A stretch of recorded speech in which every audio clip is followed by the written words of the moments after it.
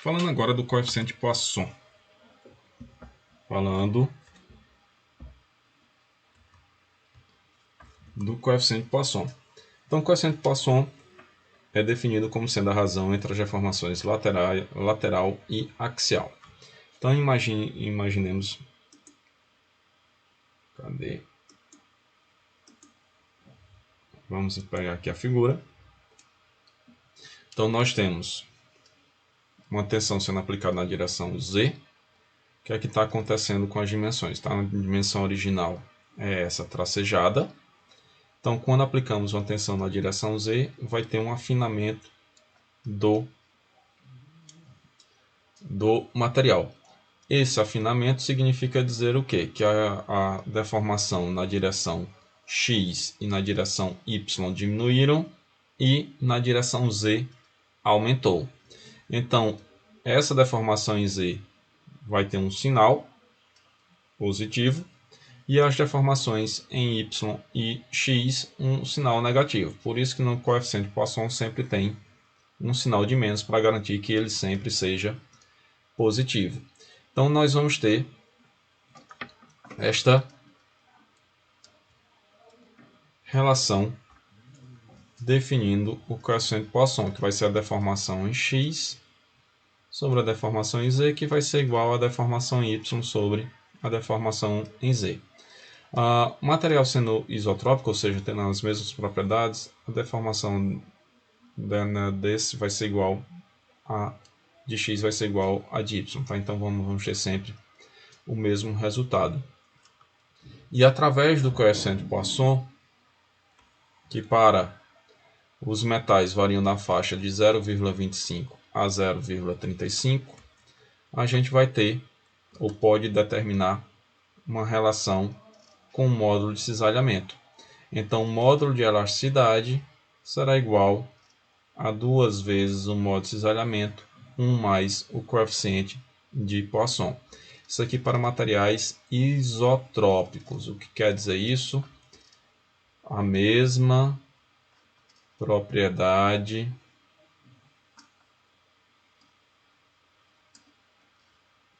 ou mesmas propriedades em qualquer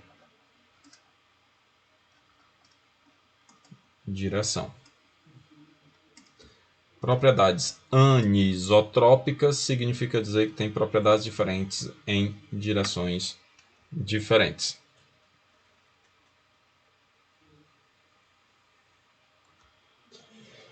Deformação plástica e propriedades de tração. Então vamos falar de escoamento e limite de escoamento. Então, para começar, o que danado vem a ser escoamento e limite de escoamento? E aqui de novo vamos voltar a assuntos já vistos anteriormente. Então, primeira coisa, nós temos aqui dois gráficos. Pega aqui o gráfico A e o gráfico B. O que é que tem de diferente entre esses dois gráficos? Num, nós temos esse negocinho aí, esse triângulo e um negócio aqui que parece um ruído. E nesse outro não temos nada, temos uma coisa reta, linear. Então o que é que vai acontecer? Ou que danado é isso? Nesse ponto, nesse gráfico B, nós temos definido o limite de escoamento superior e o limite de escoamento inferior. E o que danado vem a ser esse tal de escoamento? Voltando, recapitulando lá quando a gente falou em defeitos. Quando a gente falou em defeitos, a gente falou de um negócio chamado de discordância e planos de deslizamento. As discordâncias, elas se movimentam e vão se movimentar melhor ainda pelos planos de deslizamento ou, se de uma forma mais genérica, por sistemas de deslizamentos que são provocados pelos planos e pelas direções. Então, o que é que está acontecendo aqui? Dentro da zona elástica, ou seja, dessa parte reta, nós não temos um movimento efetivo das discordâncias. As discordâncias elas começam a se movimentar e a partir do movimento efetivo que se tenha, elas começam a provocar deformação plástica. Então é o seguinte, se as discordâncias começam a se movimentar, nós vamos ter a deformação plástica. E o que danado é a deformação plástica? É a deformação permanente. Então o que é que está acontecendo aqui nesse gráfico B? Chegou, foi reto, chegou aqui em cima, parou, deu uma queda, um negócio parecido com ruído e começou a se deformar. Enquanto estava dentro dessa região reta, nós tínhamos o sistema elástico. A partir do momento que passou pelo limite de escoamento, o que é que nós passamos a ter? Uma deformação plástica. Então, esse limite de escoamento é a tensão necessária para que as discordâncias comecem a provocar uma deformação plástica. Então, teve o limite de escoamento, a partir dele passa tudo a ser deformação plástica. Então, neste caso aqui, a gente consegue identificar esses limites de forma muito mais visível, de forma mais simples. A gente bate o olho e vê onde estão os limites. Nesse outro caso, nesse gráfico A, nós não conseguimos identificar esse limite de escoamento de forma tão rápida. Então aqui nós temos um ponto P e temos aqui a divisão de elástico e plástico. Então esse ponto P é o limite de proporcionalidade. O que vem a ser isso?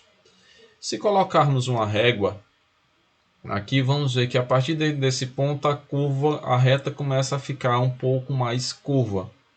E aí começa a ter a deformação plástica, ou seja, a reta já não é tão curva, a reta deixa de ser reta e passa a ser curva, então começa a ter a deformação plástica ou um indicativo da deformação plástica. Como não é possível identificar o limite de escoamento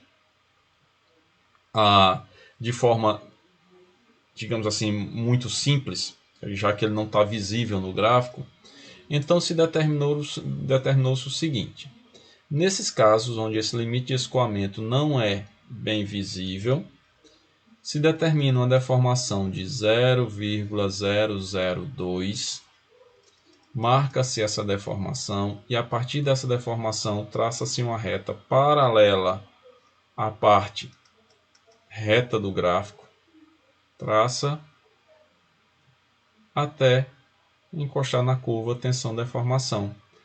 Tocou na curva, vai-se para o outro lado, encontra-se o limite de escoamento. Então, neste caso aqui, nós vamos ter o limite de proporcionalidade, onde a reta deixa de ser reta e começa a ser curva, e o limite de escoamento determinado através de um artifício, que é marcar uma deformação de 0,02, se for em números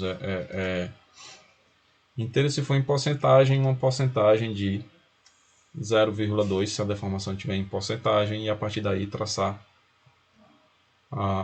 uma reta paralela à parte elástica. Então se encontra o limite de escoamento.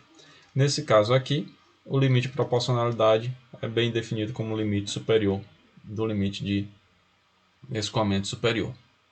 Então desse ponto em diante, já passa a ser a parte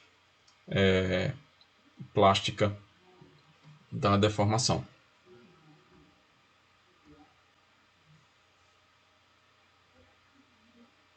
Aqui nós temos o que se observa no ensaio tensão, deformação. Então nós vamos ter aqui, só lembrando algumas fórmulas, tá, que eu acho que não falei. Tensão é igual a força sobre a área inicial, que é a tensão de engenharia, tá? A gente vai ter uma tensão real que aí teria que ser atualizado esse valor dessa área inicial. E módulo é igual a tensão sobre deformação. Então vamos lá. Se a gente vai fazer um ensaio de tração, temos aqui a tensão e aqui nós temos a deformação. Quem é tensão? Força sobre a área inicial.